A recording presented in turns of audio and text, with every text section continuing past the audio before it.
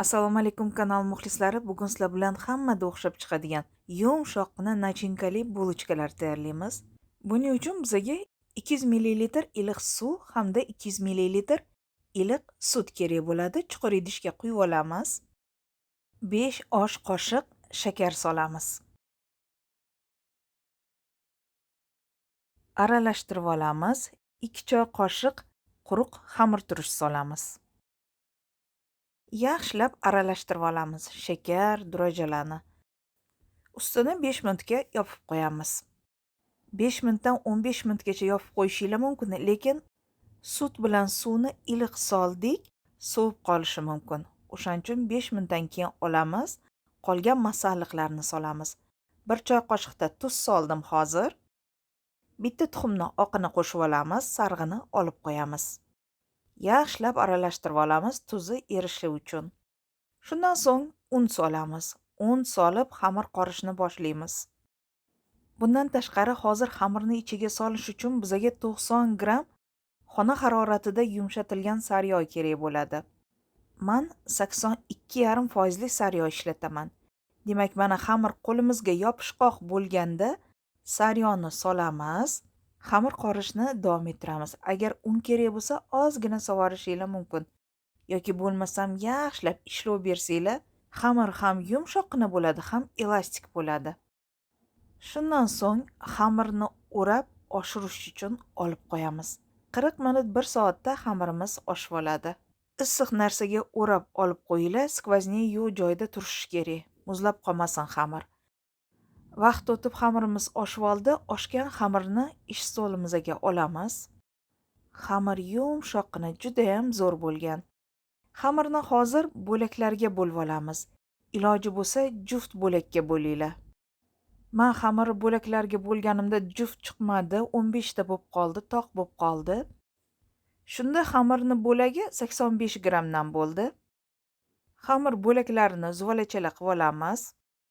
Keyin buni ham o'rab bir pas tindirib qo'yishimiz kerak. Ishlayotganingizda xonada yelvizak bo'lmasin, xona issiq bo'lsin. Iloji bo'lsa duxovkani yoqib qo'yinglar. Mana 15 ta zuvalachani tayyorlab oldik, ustini yopamiz, bir pas tindirib qo'yamiz. 10 minut 15 minut tindiramiz. Ana shu paytda biz nachinkasini tayyorlab olamiz. Tvorogli nachinka tayyorlaymiz. 1,5 kilogramm tvorogga 1 stakan shakar kerak bo'ladi. 2 osh qoshiq kraxmal qo'shib olamiz. Agar kraxmal bo'lmasa, juda bo'lmaganda un qo'shinglar 2 osh qoshiq miqdorida. Yaxshilab aralashtirib olamiz. Bundan tashqari bizga bitta tuxumni oq kerak bo'ladi.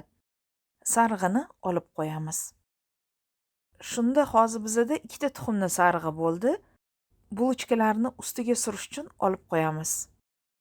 Hozir esa zuvalalarni unlab birin-ketin yoyishni boshlaymiz. Jo'va yordamida yupqa qilib yoyib olamiz.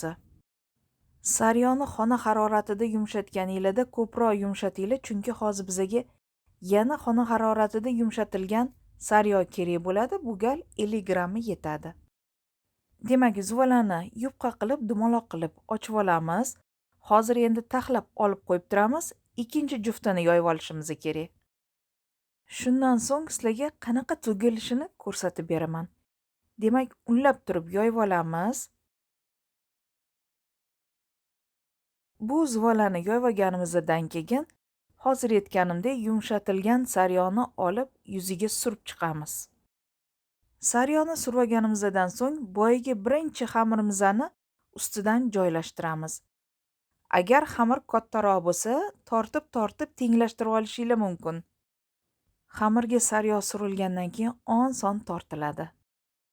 Mana demak, bir-biriga yopishtirib oldik. Xamirimizni 4 bo'lakka bo'lib olamiz. Birinchi 2 ga bo'lamiz, yana bunaqasiga 2 ga bo'lib olamiz. Nachinkani solib turib tugib olamiz. Mana endi e'tibor berib qaranglar tugilishiga. 2 ta zuvala xamirdan 4 ta bulochka tayyor bo'ladi. Ustma-ust joylashtirib orasiga sariyog' surganimiz uchun ham bulochkalar juda ham yumshoq chiqadi. Xohlasanglar boshqa nachinka qo'yishingiz ham mumkin orasiga. Mana endi tugilishiga e'tibor beringlar. Xamirni buklab nachinkasini yopib olamiz. O'rab turib sekin mana bunaqa dumaloq shakl berib olamiz. Judayam oson tugiladi. Pergament qog'oz solingan duxovka listiga joylashtiramiz. Dumaloq shakl berib mana hozir ko'ryapsizlar, o'rayotganinglarda erkin o'ranglar, mana bunaqa zich o'rab olmanglar. Tugilishi judayam oson va tez, birpasda bo'ladi. Bu bulochkalar ham yeyishga ham qulay, kichkinagina, shiringina, yumshoqqina bo'lib chiqadi. Demak, chetdan o'rtaga qarab nachinkani yopib olamiz, yaxshilab aylantiramiz va dumaloq shakl berib o'rab olamiz. Duxovkani 180 gradusga yoqib qo'yamiz. Qolgan zuvalalarni ham xuddi shunaqa qilib tayyorlab, pergament qog'oz solingan duxovka listiga joylashtiramiz. Bu xamirlardan bir dunyo bulochkalar tayyor bo'ladi. Mana bulochkalarni tayyorlab bo'lib qoldik. Ustini hozir yopamiz. 15 minut, 20 minut tindirib qo'yamiz. Ustiga surish uchun 2 tuxumni sarig'iga 1 osh qoshiq sut quyib olamiz. Yaxshilab aralashtirib olamiz. Bu orada 15-20 minutdan vaqt o'tib qoladi. Bulochkalarni ustiga chiroyli qilib tuxumni sarig'ini surib olamiz. Qizib turgan duxovkada pishiramiz. Duxovkamizni yoqib qo'yganmiz, qizib turibdi, oshxonamiz issiq. Bulochkalar ham mana ko'tarilib olishdi. Tuxumni sarig'idan chiroyli bulochkalarimizga bezak beramiz. Duxovkaga joylashtirib 25-30 minut pishirib olamiz. Hammada duxovka har xil vaqtda pishiradi. Shuning uchun qarab turamiz. Qip-qizil chiroyli rang bo'lganda olamiz. Bulochkalarimiz tayyor bo'ldi. Mana duxovkadan olamiz. Ranglarini qaranglar, juda ham chiroyli. Mani yegin deb turibdi. Bu bulochkalarning yumshoqligini aytmaysizmi? Issiq bo'lsa ham mana ushab ko'rsatib beryapman, yumshoqqina. Birpas sovutib qo'yamiz. Ilib olgandan keyin bulochkalarni olamiz. Hozirlarga ushatib ham ko'rsatib beraman. Sizlar bu bulochkalarning yumshoqligini qaranglar. Mana buni qaranglar. Albatta tayyorlab ko'ringlar.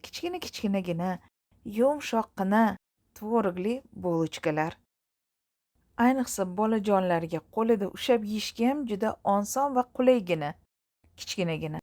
Mana buni yumshoqligini qarang. Mana orasini ko'ring. Paxtadek momiq bulochkalar. O'ylaymanki, bulochkalar sizga yoqdi, albatta tayyorlab ko'rasiz. Shunday qilib, azizlar, keyingi videolarimda g'oyibona ko'rishguncha Allohga omonat bo'ling, o'zingizni ehtiyot qiling. Xayr, salomat bo'ling. Bulochkalarni albatta tayyorlab ko'ring.